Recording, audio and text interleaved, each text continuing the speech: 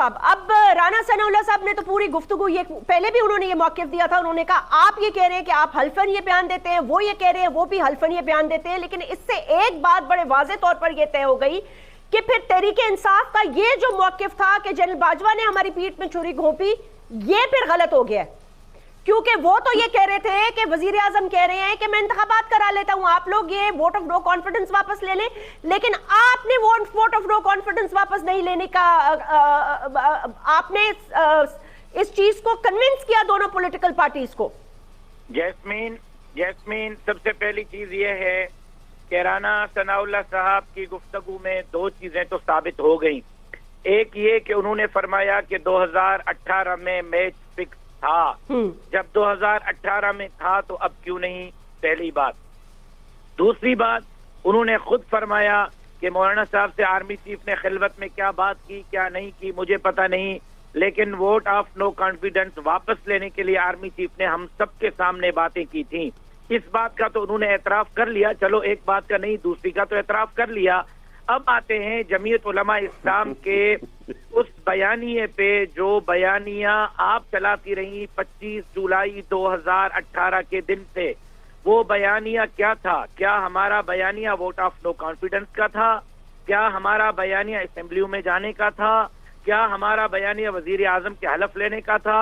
मौलाना फजलुर रहमान साहब थे जिसने कहा असेंबली में मत जाओ, मौलाना साहब थे जिसने कहा कि वजीर आजम के इलेक्शन में हिस्सा मत लो। फिर जब नो कॉन्फिडेंस हो गई, हुकूमत बन गई, उसी दिन रात को मौलाना साहब के घर की तकरीर रिकॉर्ड पे मौजूद है।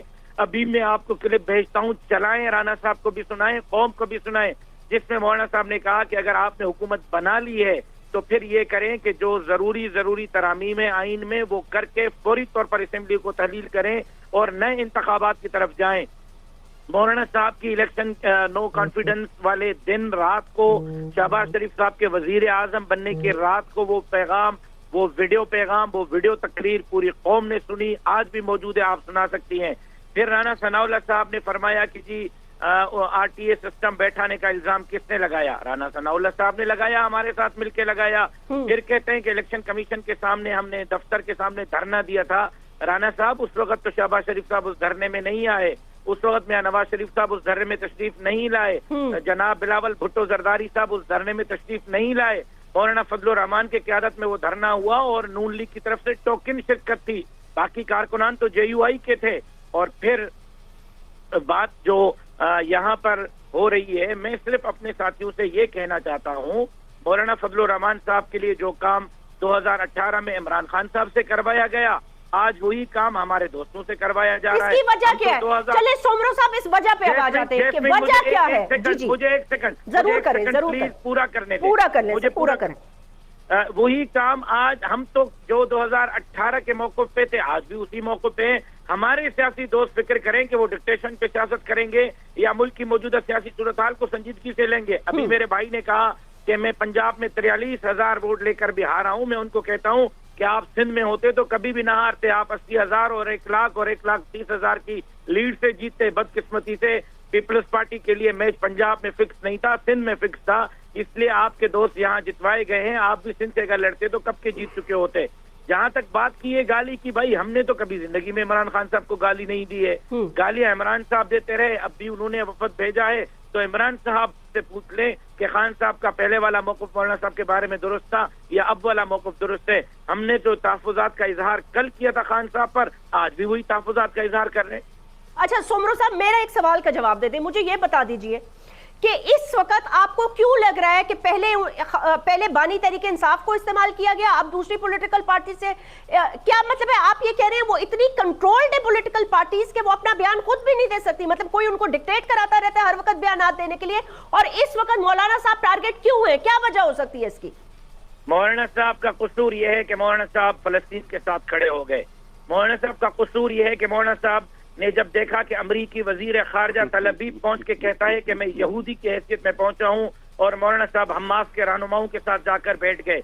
मौलाना साहब का कसूर यह है कि मौलाना साहब पाकिस्तान और अफगानिस्तान के दरमियान जो बहुत शदीद कशीदगी थी, अपना इलेक्शन कैंपेन छोड़कर काबिल चले गए और पाकिस्तान और अफगानिस्तान के अमन के बीच पुल का किरदार अदा किया जो आलमी कुव्वतों को कबूल नहीं। 2002 में यही इमरान अहमद खान नियाजी साहब थे जिन्होंने मौलाना साहब को वजीर आजम का वोट दिया था। जब आलमी कुव्वतों ने देखा कि एक मौलवी पाकिस्तान में एक वोट से वजीर आजम का इलेक्शन से रह जाता है, तवातुर के साथ 2008, 2013, 2018 और 2024 में JUI के हुजूम को कम किया जा रहा है, क्योंकि आलमी ताकतें मजहब को, मजहबी नुमाइंदों को, दाढ़ी और पगड़ी को, तो फिर उन्होंने सर, अच्छा ठीक है, फिर ये आलमी ताकतें बिलावल भुट्टो जरदारी साहब पे क्यों नहीं तनकीद करे कि वो हर रोज ट्वीट करते हैं, प्राइम मिनिस्टर हर रोज उनके लिए ट्वीट करते हैं, PMLN वाले हर रोज, मतलब एक जायज सवाल है ना, पाकिस्तान के अंदर मतलब है वो लोग भी करते हैं, हालांकि वो फॉरेन मिनिस्टर भी रह चुके हैं, तो मतलब है जी तभी अमेरिकी सफीर फरियाल तालपुर साहिबा के घर पे जाकर खाना भी खाती हैं, तभी बिलावल भुट्टो जरदारी साहब और जनाब आसिफ अली जरदारी साहब जो है उनको वेलकम भी करते हैं, और वजीर खारजा के हैसियत में जब वो वहाँ जाते हैं तो अमेरिकी सेनेटर्स के इशाइयों में भी शिरकत करते हैं। जैस्मीन, आप भी जो है इतनी मासूम न बने, मैं नहीं बन रही, सवाल में बन रही है। नहीं मैं ठीक है, मैंने तो मौलाना साहब का ये मौक़िफ़ सुना ना कि मुझे काबिल जाने की सजा दी गई, ये कहा उन्होंने। जी हसन मुर्तजा साहब, लेकिन एक बात मेरे अभी भाई ने कहा GDA के पल्ले, मेरी गुजारिश सुने, जैसे मैंने आधा घंटा सबको सुना है, ठीक है अभी मेरे भाई ने कहा कि GDA के पल्ले क्या है, और जो कल वो शो था वो मुरीदीन का शो था, क्या वो मुरीदीन पाकिस्तानी नहीं है? क्या उनका शनाख्ती कार्ड बना हुआ नहीं है? क्या उन मुरीदीन का वोट दाखिल नहीं है? बिलावल साहब नौशर फिरोज में जलसा करते हैं, मेहर दादू में जलसा करते हैं, 5000 लोग नहीं होते, लाड़काना स्टेडियम में जलसा करते हैं, 3000 कुर्सियों पे करते हैं, और इलेक्शन 1,30,000 पे जीत सकते हैं। एक मिनट दीजिए, फलसफा है, ठीक है, ये फलसफा नहीं होने बनेगी। अब मतलब किस तरफ जा रहे हैं हम, क्या मौलाना साहब की क्या सोच है? पीर साहब पगड़ा ने तो कल बता दिया है कि ये हुकूमत चलेगी नहीं, चली भी तो 8 महीने से ऊपर नहीं जाएगी।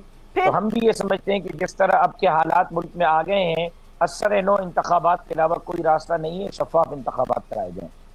तो उन असर और नो इंतखाबात को कराने के लिए फिर आपको तहरीक इंसाफ के बानी तहरीक इंसाफ से भी बातचीत करनी होगी, मामलात सुलझाने होंगे और सबको एक टेबल पे आना होगा।